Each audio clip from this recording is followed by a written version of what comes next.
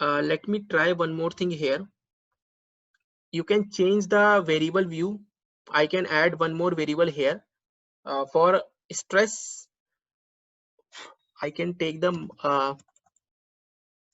what I can see here, expenditure. Okay, I am taking expenditure, removing anxiety here also. Okay, now in this variable view, sorry, in the data view, you will get one variable named expenditure, and I am assuming again randomly for 10,000 income I am choosing 5,000 as an expenditure. 15,000 I am choosing 12,000, right? 20,000 for 10,000 as an expenditure, 12,000, 5,000, 12,000, 25 for it's a 12,000 again, 12,000, 32 it's 16,000, 9,000, 15,000, right? For 21 it's around 7,000, 5,000, 4,000, and again 6,000. So I just make one more category here, right? Monthly income along with expenditure. Now I am going to apply the normality. First of all, let's apply the expenditure, descriptive analysis. So select monthly income as a dependent list and expenditure for the second dependent list. I want the result with my gender, right? With the gender. So gender I can select as a factor list. Hope you are doing with me, I think. So you can follow the steps. First, I make monthly income and then expenditure as a dependent list. In the factor list, I want my result gender wise. So I make gender as a factor list. In the factor list, okay. Now go to statistics. Already checked descriptive, plot, normality is there, histogram is selected. Click on OK. Let's see what's the result. Yeah, so I got the result. The first table is case processing summary. That means total number of values, male, females, right? You can see in this table, as I select the gender in the factor list, now the result will be appeared in the form of gender.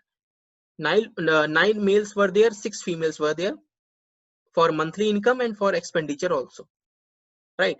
And 100% value means because there is no missing value. With the help of this particular table, you can identify the missing values available in your data or not. Although you can also check the missing value concept with descriptive, and there is an option frequency. I will explain this also after this concept. Now for monthly income, I have all the data gender wise. For male, skewness and kurtosis is this. For female, skewness and kurtosis is this, right? Expenditure, again for male, skewness and kurtosis, and female, both values are there because I check the gender as a factor list. So all the results will be gender wise. Test of normality, you can check all the values are significant because all the values are greater than alpha 0.05. What does it mean? That normality is there. In the diagram also you can check it is not perfectly showing because the data is less. It is for male, so only 9 respondents are there, so you cannot test your normality with 9 respondents, right? It will not perfectly visible. For female, you can see there are only 6, so of course for 6 respondents you will not see the perfect bell-shaped curve, right? Yeah, it you can analyze your result with the help of this trend, right?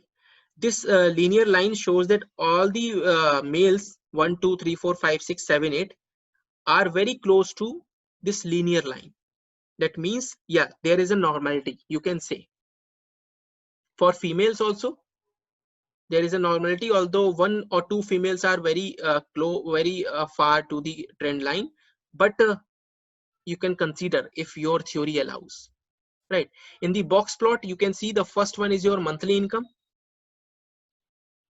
right? For monthly income, the separate box plot has been created for male and for female. For male, the maximum value, again, it's between 30 to 35, around 30 to 4,000. Minimum is 10,000. For female, there is only minimum, no maximum, right? So separate box plot will be created.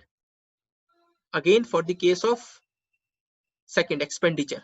So this is the expenditure box plot, and in the expenditure, you can see the highest value is more than 15,000 in the case of male. That means male generally spend more money in comparison to the female, right? But if you talk about the median is 10,000 for male, and for female it is something 11,000 or 10,500, right? Almost equal, because data is very less. The point is to be noted that data is very less, so you cannot generalize your result. In the expenditure, there is no normality. The case of expenditure, okay, this is detrended, so just deleted this.